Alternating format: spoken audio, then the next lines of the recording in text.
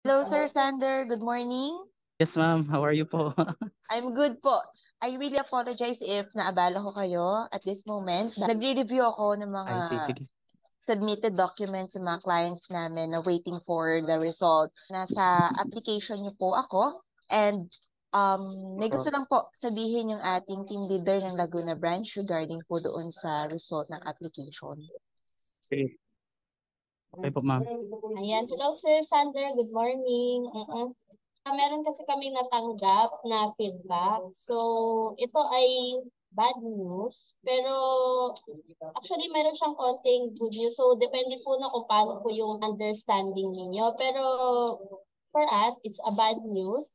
Kasi po, sir, hindi na po kayo dito Okay. magpapasko. Kasi approve na po yung inyong visa, Sir Sander. Wow, thank you, ma'am. So Congrats happy. po! Wow, thank you so much. Medyo kinabahan ako. So, congratulations po on your sa approval. So, after naman nito ay sasenda namin kayo ng inyong copy ng e-visa. So yun nga po, maraming salamat po sa lahat ng tulong nyo dyan.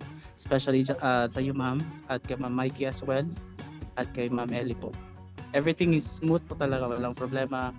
Very dedicated. Nag-respond naman po. Very grateful po sa inyong lahat dyan. Thank you din po. Thank you very much, sir, for trusting Ideal Visas. Thank you. Sinamahan nyo kami. Nakipag-cooperate kayo sa amin up until the end. Nakuha na natin yung visa approval nyo. Spread the good news to your loved ones and start packing your things. Wait for our email pala for the copy of your e-visa. Congratulations, sir. Thank you so much, ma'am. God bless po sa inyong lahat.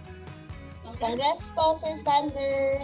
Thanks, Miss Shai. Ingat po kayo dyan. Thank you po. Ingat din po kayo.